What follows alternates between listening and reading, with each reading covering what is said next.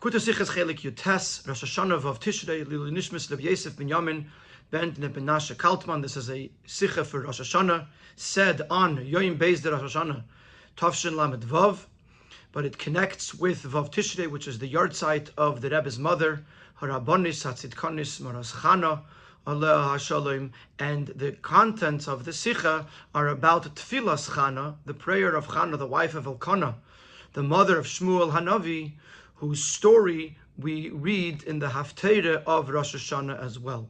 And the Sicha is going to teach us the powerful lessons that we could learn from the Tefillah of Chana to our Tefillahs, our prayers on Rosh Hashanah. In the Haftarah from Ersten Tag, Rosh Hashanah, Tchila Sefer Shmuel, the Haftarah of the first day of Rosh Hashanah, which was in the beginning of the Sefer of Shmuel, the story is told about Chana, the wife of Elkanah. But the Teichen is, and the story is, as initially Chana did not have any children, and then through her prayer, when she was in Mishkan, in Shiloh, she was remembered, she was blessed with a child, and that child turned out to be Shmuel Hanavi. The intent of reading the Haftarah on a Yontif, Vibe Allah Haftarahs, like all the other Haftarahs, is al derech vikriyas haTorah milashon hera. It's similar to the concept that we read the Torah, and the word of Torah comes from the word hera, which means lesson. As a Eid soll davon ablernen a hera in der Aveda von Aiden in dem Shabbos and in dem Chag, that the Haftarah is there to learn a lesson from it for that Shabbos or for that Yontif. Similarly, in our case, in the Haftarah of the story of Tfilas Chana, which is being read on Rosh Hashanah,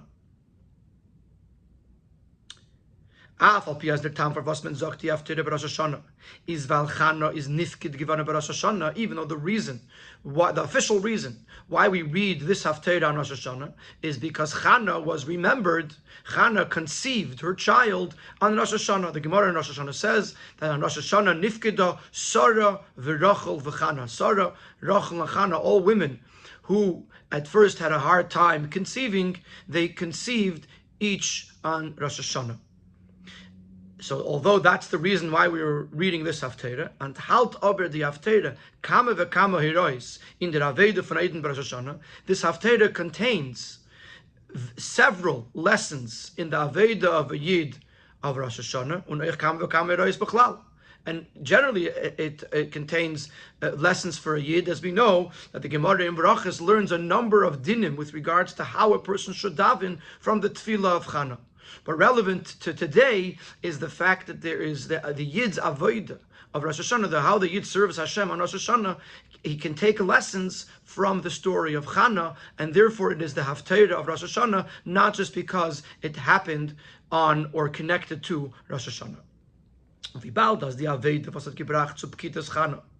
But das ist die Nekude Ikris von der Haftarah b'Sheichus Rosh Hashanah is given it Tefillah b'Shiloh. And since what was it that led to Chana's blessing to be able to carry a child, which is the primary theme of the Haftarah, her Tefillah?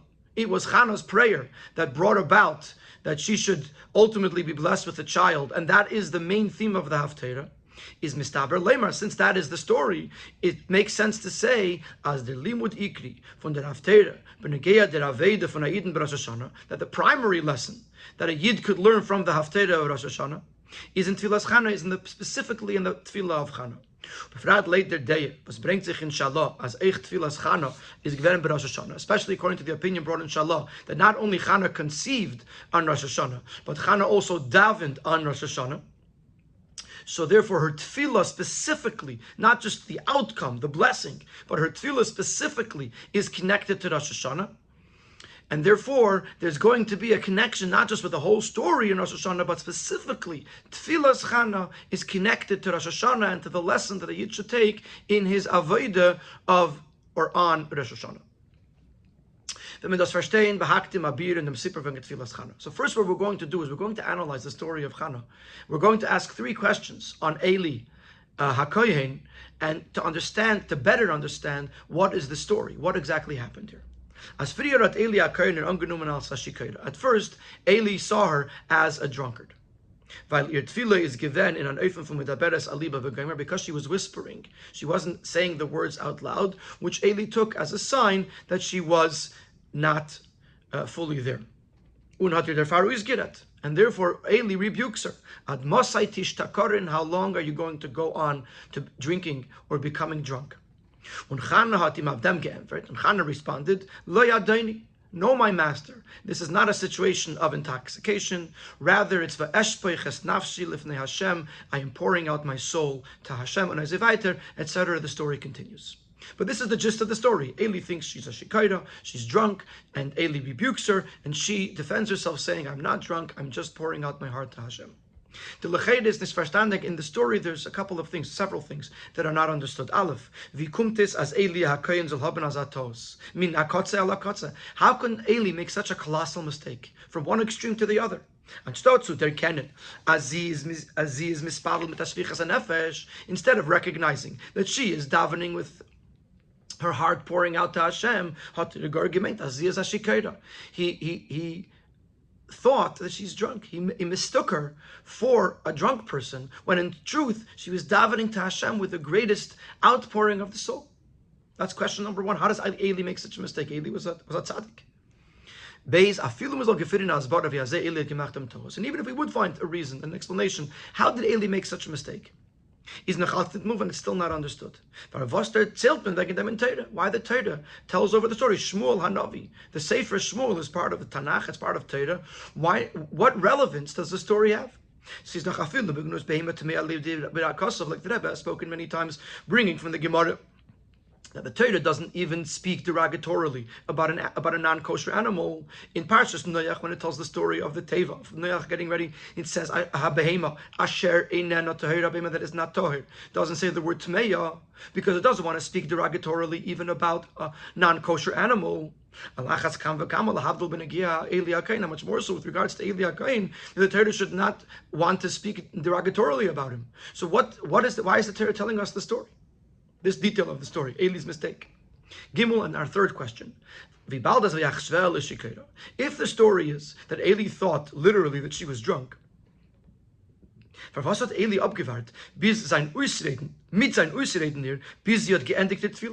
why did Eli wait for her to finish davening before he rebuked her? Rashi touched up the Eli Shomer Espia. Rashi touches on the words, Eli was watching her mouth. Lashon Hamtana. He was waiting. Eli was waiting for her to finish. He should have stopped her immediately. When Zen was from Beis Havaya, and see that she should be removed from the house of Hashem. If she's acting inappropriately, if she's acting disrespectfully to the house of Hashem, she should have been immediately removed. Instead, Eli waits for her to finish, and then rebukes her for her seeming misconduct. And see if Gimel is going to give us the nekuda, the answer in a nutshell. And then we're going to elaborate on that by understanding a little bit better what is happening in our tefillos on Rosh Hashanah. Gimel. From this all, it is obvious. As Eli hat ihr betracht nit als shikeira in pashten zin. Eli never thought of her as a simple drunkard, intoxicated from alcohol. As he brings in the order 14, and the Alter Rebbe Siddur, shikeiras v'lei miyayin. She was intoxicated, but not from wine. Nor ashikeira in the minyan atfilah. What Eli thought of her was that she was intoxicated by her davening. Das meint, wie bald as die Tefillah von Chana is given in an von hier bis Palel. Since the davening of Chana was in a way that she was continuously davening, she was davening for a long time. Is as a Tefillah Yisera min Hamida, this is an extra over the top davening. But it's nitkin davar haratzui, which is not an appropriate thing. When you're standing in front of Hashem in the house of Hashem. In Order 15, he refers to the Gemara in Brachas. In the Gemara in Brachas, there's a discussion about a Mairich b'tfilase. And one of the things it says over there, that whoever is Mairich b'tfilase, whoever davens long, is Seif ba l'dei ke'ev lev. It ends up coming to heartache. The Gemara asks at other places you find that there is an advantage to Mairich b'tfilah. And the Gemara answers that there's different types of being Mairich b'tfilah. But if it's mitzapeh, a mitzapah shetayasa bakashasei, the person is davening and he won't stop davening until Hashem fulfills his request, this is considered inappropriate davening. In other words, just to keep on going because you're waiting, it leads to heartache. Because if you want something very badly and you don't get it, it pains the heart. So if a person is standing in the house of Hashem and they're davening in the house of Hashem, they should do the best possible form of davening. And hamayrich b'tfilasei, if it's just that mitzapesh at yaseh bakashasha, she's just waiting to see the fulfillment of her request, that is not an appropriate davening. So the understanding of Eli seeing her as a shikera, he thought she was intoxicated by her davening, and he took that from the fact that she was davening very long and she wasn't giving up. Chana responds to him, I'm pouring out my soul to Hashem. If the long davening is connected with the outpouring of the heart, it's not considered being intoxicated by davening, which would be a negative thing. It's actually a very lofty level within davening. There's a reference in Tosfos where Tosfos says, there's two types of iyun tefillah, because in some places, in Elu Dvarim She'ein Lahem Shir, it says iyun tefillah as a good thing. In this Gemara in Brachas, it seems that iyun tefillah is a negative thing. So Tosfos answers today, iyun tefillah. There's two types of iyun tefillah. There's one kind of iyun tefillah, which is mitzape shatiyasa bakashasi. The person is waiting for his requests to be fulfilled, which is not a proper form of davening. And then there is another iyun tefillah shemechaben es libe b'tefillah. He's engrossed in his davening. He's so engrossed that he doesn't realize how long he's going on. This is considered a lofty level in tefillah. So the fact that here b'sali is spalil, the fact he was davening long, doesn't automatically mean that it was a negative thing. That's what she tells Eli. I wasn't drunk in davening, distracted by the fact that my tefillah wasn't being answered. It was a shvichas hanefesh. I was pouring out my soul. I was so engrossed in the davening. It was a lofty form of davening. This is how we understand, obviously, on a deeper level, but on a deeper level, what was going on between Eli and Chana, which is why Eli thought she was a shikayra. He didn't think she was literally drunk. And this is why he didn't kick her out right away. Because, after all, it wasn't like she was actually shikar. And this is why Torah tells it to us, because it's not really a gnus. Eli had one approach, and Chana explained another approach, but it wasn't derogatory about Eli. There is no reason not to tell it to us. But this is the nekudas hahesber, the answer in a nutshell of what was happening, what was the dialogue between Eli and Chana. And now we can understand, based on this, the connection between the prayer of Chana, the davening of Chana and Rosh Hashanah. This dialogue, this back and forth between Eli HaKohen and Chana, about the manner of davening in the house of Hashem. It gives us a general understanding in the prayer of Chana and from Kamat Tfilas Rosh Hashanah, as well as some of our Rosh Hashanah davening, Kidul Lekamon, as we will elaborate in the next seifim. So now let's talk about Rosh Hashanah. But again, the Tfilas Rosh Hashanah give him in Tvei Inyanim Afachim. With regards to the Tfilah of Rosh Hashanah, we find a dichotomy. We find a contrast, two opposites.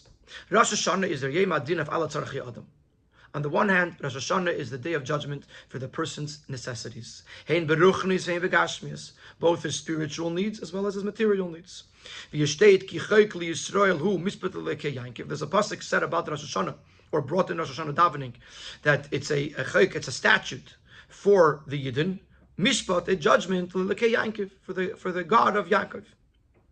So it's explained that Chayk li Yisrael fun loshin hitrifani lechem chuki. The word chayk, which literally means a statute, in this case could mean hitrifani lechem chuki, provide for me my allotted bread. Chuki here means the exact amount. So chayk refers to the bread. So ki chayk li Yisrael means that this is a day where the Eibishter decides what this person is going to get in the area of his material needs, specifically his mezainis, his sustenance, his food, but that includes all of his material needs. When Mishpat Lelekei Yaakov, a judgment for Elikei, for the God, for the Eibishter of Yaakov, is the Dinu Mishpat of Inyanim Ruchnim. This refers to the judgment on spiritual matters. How much revelation of godliness will be brought down into this person. And therefore in the davening, we daven for our material needs as well as for success in our spiritual pursuits, because Rosh Hashanah is the Yom Adin. Rosh Hashanah is the day of judgment for all these things, both Gashmis and Ruchnius. Lidach, he says, on the other hand, is known as the Nekudas Aveda, Vasikara is Betfila for Rosh Hashanah, that the main part, which primarily is in the davening of Rosh Hashanah. What is the Aveda of Rosh Hashanah? Bashtet, in Macht, it is in the Mebishten als Melech. It consists of the fact that we are crowning the Eibishter as king. B'lashon Chazal, as Chazal tell us, brought throughout Chassidus and the Rebbe Sichos, all over the place, that the Eibishter is asking, Shetam lichuni aleichem, you should make me king over you. And as we say in the davening of Rosh Hashanah, Melech ala elam kulei bichveidecha, reign upon the world, on the entire world with your glory. Melech al kalar, as we end off that bracha, the king of the universe, Ve'od, and many other expressions of melucha, of kingship, of the Eibishter mentioned throughout davening. In order to coronate the king and to accept upon his kingship upon ourselves, is dafke durch der Tnuah von Bittul Betachlis, is only through the mode of total submission. Durch dem, was man warft sich in ganzen unter zum Melech, by subjugating ourselves entirely to the king, bis man fehlt gar nicht eigene Zeines. We don't even acknowledge, we don't even feel our own wants. Und der Bittul ruft reis beim Melech as lo nema di achtara, and this is the kind of submission, this is the kind of dedication that makes the king want to accept this coronation. So here our question is, these two ideas, idea number one, that on Rosh Hashanah we're asking for our necessities, material and spiritual, and on Rosh Hashanah we are crowning the Eibishter as king, which demands of us total submission, is Tartet Esasti, is a contradiction. If a person is standing in a total submission to the king, we're not in the mode, and we're not to think, and certainly not to actually ask for our own needs. You have to be an independent person to have independent wants, to then ask for them. The same thing applies even to spiritual needs. And how much more so with regards to material needs. Which Agais Mamenius says that the primary judgment in Rosh Hashanah is for material needs, even more than for spiritual needs. But how can a person even acknowledge his needs if he's in a state of total bittul, total submission to the king? So if it's a day of hachtara, which in order to have the hachtara you have to have bittul, how can he ask for his own needs? And if he's asking for his own needs, how can you say that he's in a state of bittul and to be able to crown the Eibishter as king? Uki Yodua. He's going to bring here brackets where you're going to see this dichotomy. It's known what it says in the Zohar as divas beten b'yemid kipuri af mezeinas licha v'chapara v'chaya kosveinu l'chaim, that those who on Yom Kippur ask the Eibishter for sustenance, for forgiveness, for life, seinen wie klovim v'shrein hav weil sie trachten wegen sich und nicht wegen der Shechina, are like dogs that are barking, give me, because they're thinking about themselves, they're not thinking about the Shechina. A person that comes in Kippur, says the Tikkunei Zohar, and starts asking for his own needs. In Kippur, over here, we would refer to the Aseret Simei to this whole time period. A person's asking for his needs, he's being so selfish. He's not thinking about what the Eibishter needs. But on the other hand, seine die Bakashas of Tzarchi Adam are reingestellt geworden in Nusach HaTfilah durch Chazal. On the other hand, the Bakashas, the requests for the person's need, were placed into the Nusach HaTfilah by our sages. And they explain that this is the time, Rosh Hashanah is the time when the Eibishter fulfills our requests. Was von dem ist verstandig, als die Bakashas davon sein, nicht nur mit Zat Kabbalas El. Wie bald der Eibishter hat geheißen, na jeden Betten seine Zerachen bei Rosh Hashanah. Tut er sei bloß bichdei zum Mekayim an der Ratzen Elien. It's not that we're asking the needs for Hashem because we were told to do so, because since the Eibishter said that now is the time to ask for our needs, therefore we do so because we're told so. Nor in an Eifen Azar hat Ratzen Verrekish nicht Zeracham Bakashim. If this is the time of Milia Bakashas, then I have to take it seriously. I have to be sincere about it. I have to feel and actually feel the necessity. So on the one hand, you see that asking for your needs is considered selfish. On the other hand, you see that the Chachamim told us this is the right time to sincerely and ask for our needs. Das heißt, Von ein Seite darf man wellen, mechaven sein in dem Teil von Davening, as the Rebbe sollen geben seine Tzarachim. On the one hand, your person has to want, and therefore have the proper intent in that right part of Davening, that the Rebbe should fulfill his necessities. Was dabei fordert sich, man soll fühlen die eigene Metzies. This requires of the person that he should feel his own independent entity. Margi sein, was es fällt him, he has to know what he is lacking. Und zusammen damit darf sein durchgenommen mit dem Durchführen, dem Tamlichuni Aleichem. At the same time, he has to be totally imbued with implementing the command to make the Eibishter king, was fordert auf vollständig in Bittel, which this requires a total Bittel, was a Shildig in the Metzias, which negates his own entity. So which is it? How do we go about davening Rosh Hashanah when there is these two opposite requirements of us? Now, before we get to the answer, which is going to be in Sivav, the Bir Bazeh, in Sifei is going to explain why this question doesn't apply every day of the year. Every day of the year, we're on the one hand we're davening to Hashem, on the other hand we're asking for our material needs.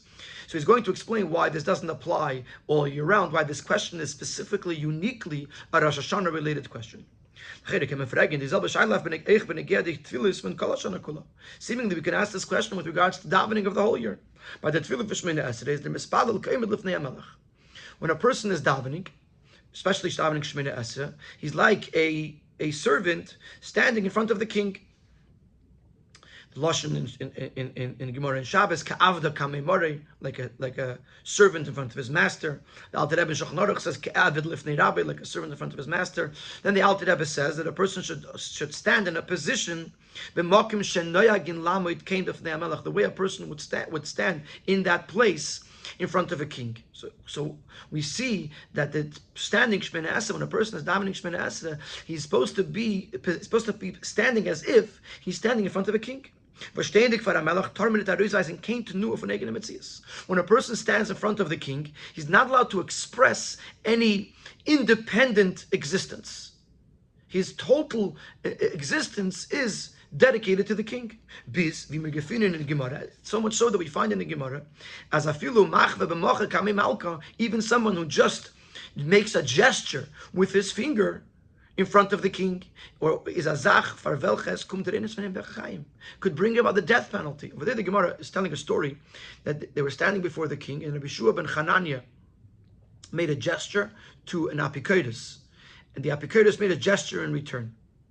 So the king asked Rabbi Shua ben Hanania, what was this gesture? So he said that he was gesturing to me that the Eibishter turned his face from us.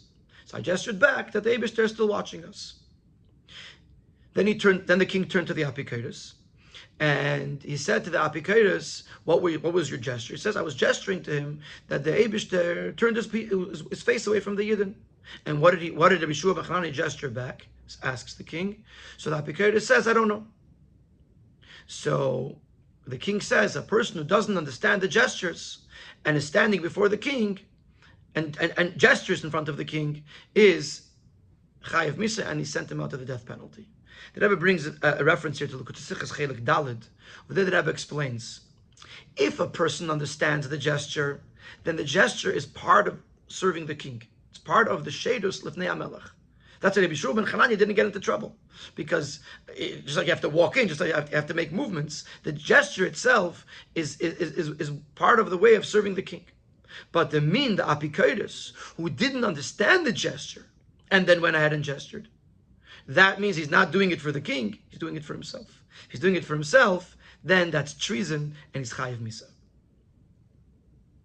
So, going back to the person davening every day, standing in front of the king, in front of the Eibishter, und zusammen der Mittag, wenn feiert niden in Nussach, hat viel Jud bis Berachas and Zoyis, and together with that, the Chachamim established 12 Berachas in the middle of Shemini Esrei, which their primary theme is asking the needs of the person. So how can a person daven Shemini Esrei and while asking his needs from Hashem, while standing in front of a king, think about his own personal needs? Aber, so that's the question. Aber, no. This could be answered. As Farana Grace zwischen Tfilas Rosh Hashanah and Tfilas Kol Hashana, there's a very major difference between the tefillah that a person davens on Rosh Hashanah and the rest of the year. B'chol Hashana, noch der Achtara von Rosh Hashanah, after the king was already crowned on Rosh Hashanah, is the Eibishter Kivyachol v'Amelach v'Sfirta mit Hamedina. The Eibishter becomes like a king who's leading the country. Der Fahrer ist dann der Bittel von die Bnei Medina zu Melech. In an Eifen, als das Herz sich onas ist dort mit Zius und die Tzrachim von der ganzen Medina, was mit Seifert an der Melech. Once the king is the king of the land, then the bittul of the people is by recognizing that the king is the only one who could provide for their needs, that they're dependent on the king for their needs. And therefore, to asking for the needs is not treason, because it's recognizing that the king is there for their needs. Es ist nervous, beschasmen, steht, mamash lefnei hamelech. There is ein nikir as the ganze Metzias von der Medina is nicht kein selbstständig. It's just that when a person is standing right in front of the king, he has to realize that the whole land is not an independent entity, nor is he's untergeworfen, das ist unterworfen der Melech. Rather, the whole land is subjugated to the king. But to ask for the needs is part of recognizing the greatness of the king. But on Rosh Hashanah, when we're still crowning the Eibishter as king, he hasn't yet accepted, he hasn't yet become the king. At this point, he is still exalted and removed from the people and from running the land. At this point, what's required is a much greater, deeper bittul. A bittul betachlis and velches hert sich nit on kein zach user the melech allein. At this point, the bittul has to be so strong that there's no other existence other than the king. And this is why we have this question with regard to the Rosh Hashanah. Wie kemen in azam matziv beten the melech v'genegen tzarachim? How? At this state, at this point in time, when what's needed is a total bittul, when there's nothing else that exists in the world besides for the king, how at this point can we now think of our own needs and ask the Eibishter to provide us with our necessities? The Rabbi, and here's the explanation. The fact that a Yid is asking for his needs on Rosh Hashanah his request is not for his own benefit. That he should have an abundance of material matters, or even an abundance in spiritual matters. He's not asking for that. He's not asking for himself. When he's asking the Eibishter to fulfill his needs, he's asking it as an extension of the Aveda of crowning the king. In order to implement that the Eibishter is king over the whole world, as in the ganze Welt that the entire world should acknowledge and recognize the kingship of Hashem. This only can happen if a Yid involves himself with material, with worldly matters, and uses them to turn that into a dwelling place for Hashem.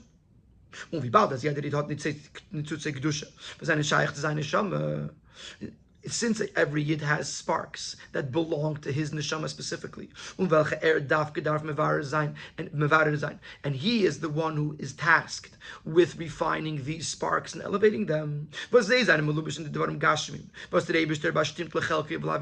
they are concealed within the material matters, the physical matters that the Eibishter gave him in his portion in this world. And therefore the Yid comes to Hashem and asks that Hashem should give him the things that he needs, so that he should be able to implement the Eibishter's kingship on this part of the Gashmistic world that belongs to him, that is his responsibility. Kumtois. So this tells us, this implies, as Eichim Bakashas Tzracha from Rosh Hashanah, that even when we're asking for our needs in Rosh Hashanah, is Adam. This is not this is not mixing in the person's feeling as an independent entity. Because he's not asking for himself. He's asking for the Eibishter's sake.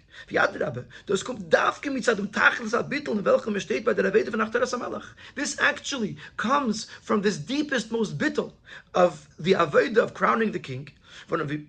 that because he's in such a state of bittul, he's asking for necessities for the sake of the Eibishter. Varum. And he explains this. Wie bald das Birur HaNitzutzes hat zu tun und ist verbunden mit Etzem HaNeshama, since the whole concept of refining the sparks, elevating the sparks, is connected to the core of the person's neshama, and he explains in the brackets why. Why is Nitzutzes Birur HaNitzutzes connected to Etzem HaNeshama? Just like the kavanah, the Eibishter's desire to have a dwelling place in this world, which is implemented, which is fulfilled through the Aveda of Birurim. This this taiva of the Eibishter's, is rooted in the Atzmus and the Etzem of the Eibishter. Similarly, by a Yid who's the one who's implementing it, as the Aveda is by the Eibishter, the taiva of Dide B'Tachtenim is coming from Atzmus, and the Yid who's creating the Dide B'Tachtenim, it's coming from his Etzem HaNeshama.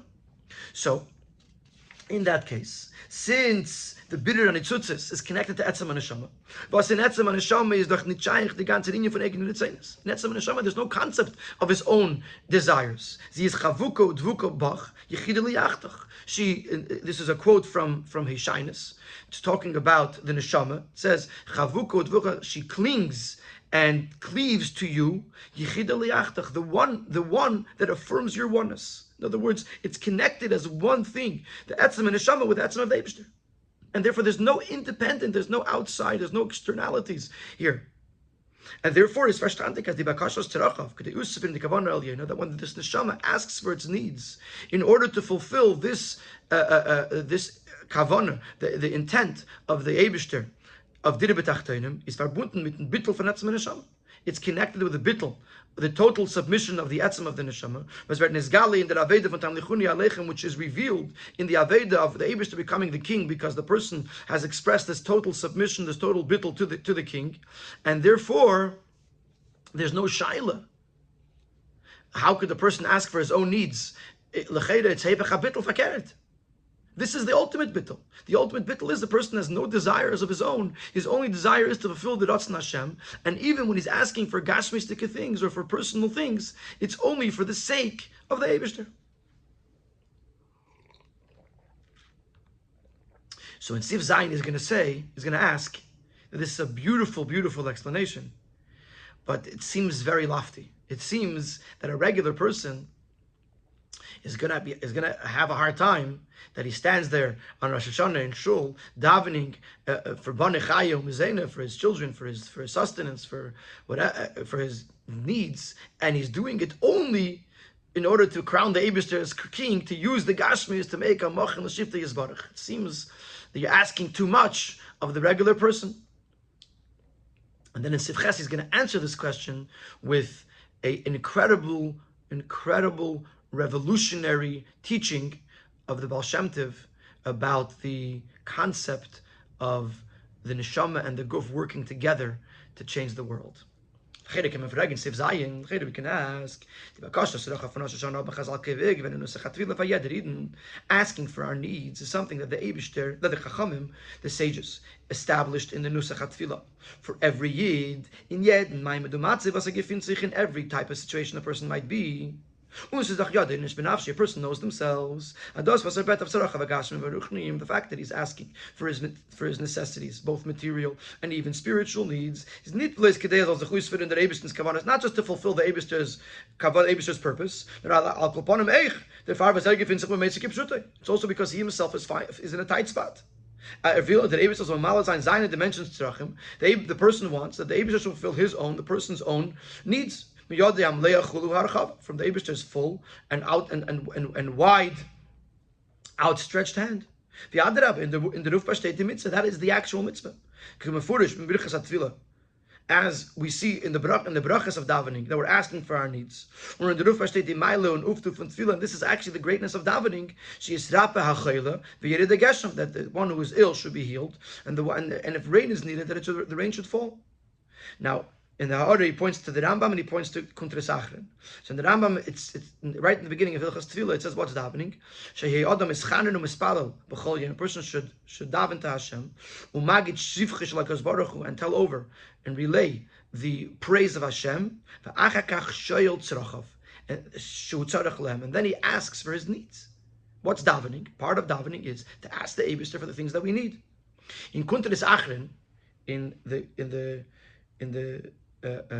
one that begins with L'havim Mashakasu Priyetz Chaim, the Alter Rebbe says like this: that the idea of tefillah is Hamshachas Eirein Seif into Bri Yitzira Asiyah, not B'derech Islapshus, but it's the Eir itself that transforms the creation.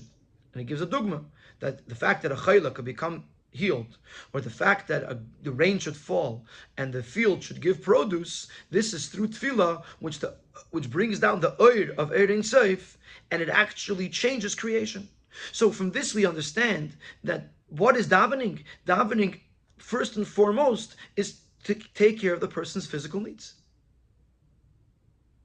And when a person goes to daven Rosh Hashanah, that's a person's doing. It's not just because the Eibishter needs him to daven for things so he could have be able to fulfill his Dira B'Tachtenim. It's Bishlema wenn man wollt von ihm gemont, als soll in Tfilah Shoshana Klaune trachten wegen seiner Gas mit Siketz Rachem. So I could understand if you did not demand of him that he should think at all of his material needs. There's ein ganzer Aved, das ist ein Beleis in dem Inje von Tam Lichuni Aleichem. And his entire Aveda should be only about crowning the king. To accomplish by himself that he should accept the yoke of the kingdom of Hashem. Then this wouldn't be a question. Because since this time period, Rosh Hashanah is a time when the spark comes closer to the origin of the light. Is Yederid Mesugul to Neseder, and every Yid at that time is open to become inspired. Something should move within him. To nenter werden zum Eibishten, to become closer to Hashem, zu vergessen auf seine eigenen Tzrachim, and thus forget his own necessities. It's possible to ask of a person that he should forget everything that he needs, forget everything that he wants, and focus on his relationship with Hashem. Today is a time that you could become inspired to strengthen your connection to be with the King. But if you're going to make him ask for Gashmias and at the same time not think about himself, that seems impossible. How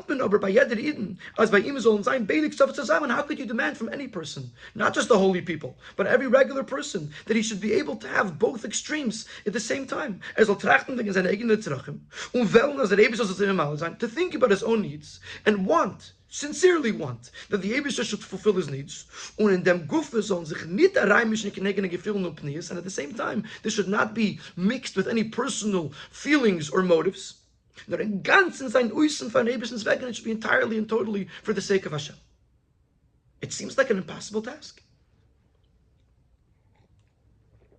So in Sivchas, the Rebbe is going to answer this question with a word from the Baal Shem Tov that transforms our understanding of how this world works and how the guf and the neshama, the body and the soul, work in tandem to change this world. Wenn wir das verstehen, litten Pirush Baal Shem Tov auf dem Pasuk, understand this according to the Baal Shem Tov, the Pirush Baal Shem Tov on the Pasuk, Re'evim gam tzmeim nafshem behem tisatov.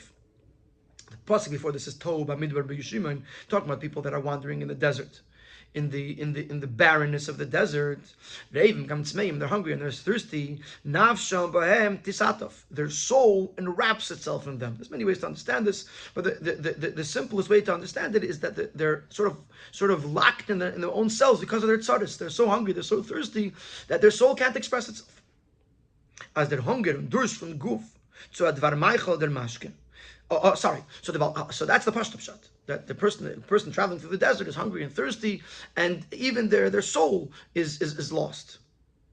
Says the Baal Shem Tov, as their hunger and durst from guf, so advar meichel der mashke. Then when the guf and the body of the person is hungry or thirsty for food or for drink, it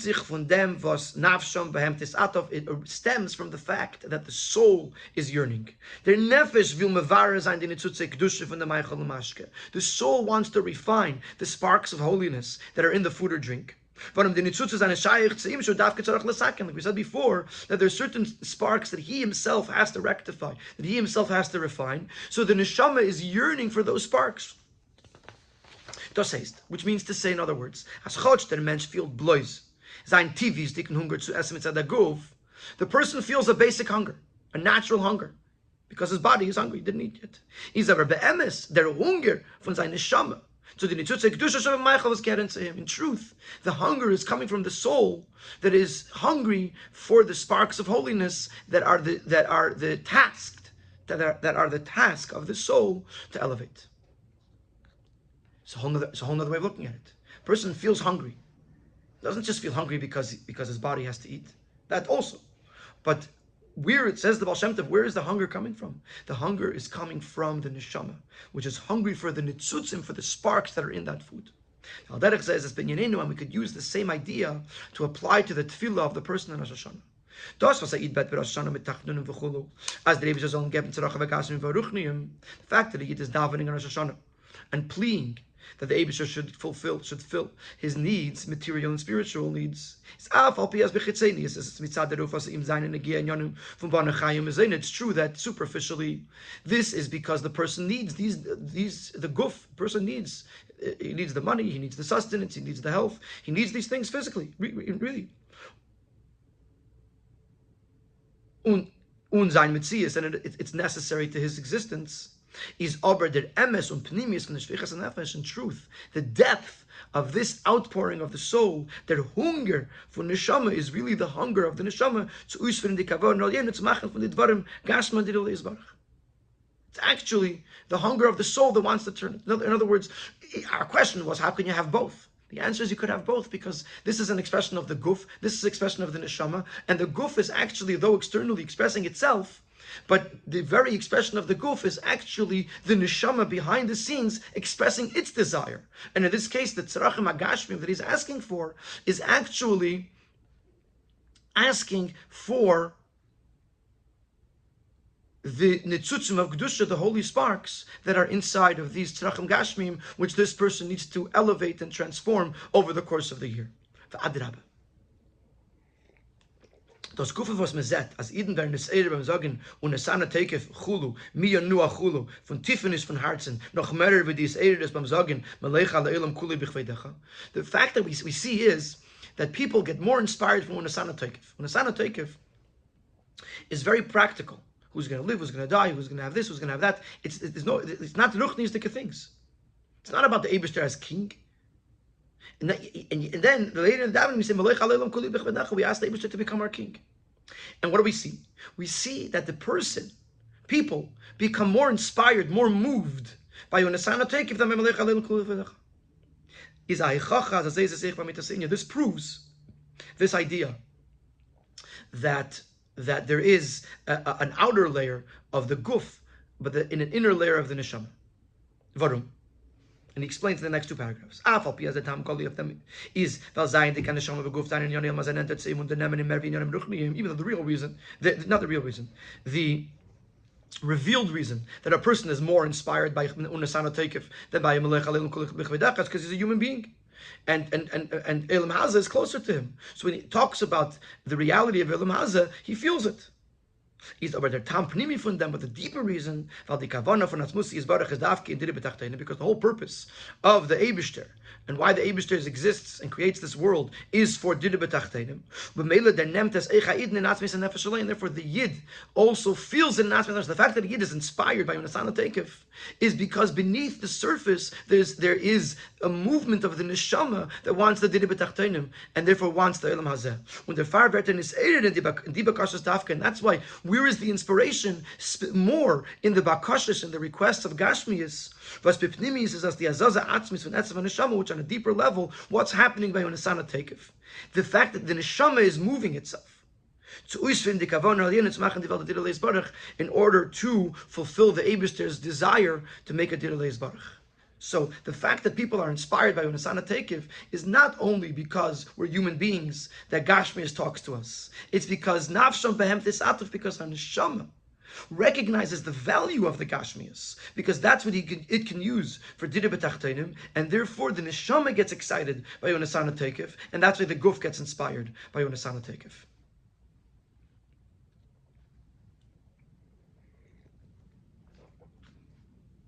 So we've now gained an incredible understanding in what's happening on Rosh Hashanah. And the one on Rosh Hashanah, we're davening for Gashmias. Not Gashmias and Ruchnis, but our personal needs. On the other hand, we're davening to the Eibishter to accept the Eibishter's kingdom. And they're not a stira. Because the very fact that we're asking for Gashmius is in order to highlight the Eibishter's kingdom. And you may say that this seems too lofty. No, look at the Baal Shem Tov's Torah. He says that even the experiences of the guf are actually triggered by the neshama. The tzrachim hagashmim that the person is asking for is because the neshama wants them to, for its own reasons. And that's why we find people get inspired by Unasana Tekef, because the neshama is excited by Unasana Tekef. Because if the neshama lives and has, if the person lives and has the Yon of Gashma that it needs, the neshama, the Atzmis neshama, could fulfill its purpose, its role of Diri B'Tachton. Now let's go back to Tfilas Chana. Now let's see how Tfilas Chana touches upon these very same ideas. This is also the reason why it was established that the Haftarah of Chana is said in Rosh Hashanah together with the words of Eli HaKohen. How long will you go on as a drunk? The Taina von Eli HaKohen is given. Eli's Taina is at the Shas when steht lifnei Hashem lifnei Kachi HaKadoshim, when a person is standing before Hashem in front of the Holy of Holies. Darf nit zayin negia kein zacher yisodem as minas lifnei Hashem. Nothing should affect you. Nothing should be relevant to you other than the fact that you're standing in the presence of Hashem. Nitakin or down so liegen in bakashas von Yonim Gashmim. It's not the space. It's not the time to immerse oneself into requests for material matters. Even a bakasha, asking the Eibishter to give her offspring, it's also not appropriate. Especially not to extend the davening, to go on in the davening. Das ist doch a Matze von Shikrus, von ihrer gute, aber doch eigene v'nasata lamasecha retzenis. It looks like you're intoxicated with yourself. Take a good requests. Having children is a good request, but it's about yourself. How can you stand in front of the Eibishter? Her desire is so strong for having children that she doesn't even realize where she's standing. As she's standing in front of the Eibishter. That's what Eli says. How can you think about yourself when you're standing in front of the Eibishter? Just like the question that we asked earlier in the Sikha. Then what Chana again for this, what Chana answers, responds, I'm pouring out my soul to the Eibishter. Not only not only is her prayer, is her davening for having children not considered to be intoxicated by her own desires, nor farkert. Thus is an oizgus from pnimius and nefesh, is an outpouring of the essence of her soul. But does davka tashaychus umatzav and shtein lefnei Hashem, which is directly connected with standing in front of Hashem. Ukmeisha nemar bakshu panoi varum es panecha avaya avakish. In the Gourarie he explains that bakshu panoi l'chomar libi. For you, my heart says, my heart represents the Eibishter. It says, Bakshu panai, search for me, search for my countenance. As panach Hashem avakish, and the person says, I'm searching for you. So in the Gourarie, the Alter Rebbe explains that Bakshu panai, this is a bakasha from the Pnimiyus Halev. It's from the depth of the heart. The person is asking to connect to Hashem. And as panach avaya avakish, this brings down the Eibishter himself. So in other words, when a person is the pnimius hanefesh, when the pnimius is calling out to the Eibishter, this is connected to the essence of Hashem. This is not connected to anything else. It's going back to the etzem hanefesh, which has no personal desires, no personal needs. It's totally one with the Eibishter. So Eli's asking, why are you thinking about yourself? Says Chana, I'm not thinking about myself. I'm thinking only about the Eibishter. The cry is coming from my pnimius halev, my pnimius hanefesh, which reaches the pnimius of the Eibishter. There's no ulterior motives here. There mitas eich muvan, and this also explains was in ir bakasha gleich menader given as eib v'nasata la mosecha said anoshim is unasativ la Hashem kol mechayev. This explains why. Right away, Chana said that if the Eibishter will bless her and give her offspring, she will then give him away to the Eibishter all the days of his life. Sein ganzes Leben wird sein nicht kein eigener, nur weggegeben zum Eibishter. His entire life is not going to be his own, but it'll be given away to the Eibishter. Because her request is not for herself, nor blaze to live the Eibishter's weg. She's asking for the Eibishter's sake. was which was internalized in the deepest, most part of her neshama, and therefore she says to Eli, if I have children, he's going to Hashem. I'm not asking for myself, and therefore there's no problem here of shikrus, of inappropriate davening, because everything is only for the Eibishter. That's the connection between Tfilas Chana and Rosh Hashanah. That in Tfilas Chana we're telling the Eibishter, the Taka Emes, we're asking for Gashmias, but the real reason why we're asking for Gashmias is for the Eibishter's Achtaras HaMalchus. So the Eibishter could be the king, and we could make a Dina B'Tachteina.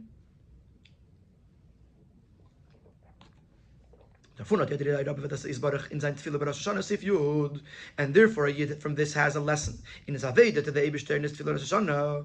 It says it's not enough that the internal elements of the Yid are as they should be. No, the Pnimis, what's on the inside has to become revealed.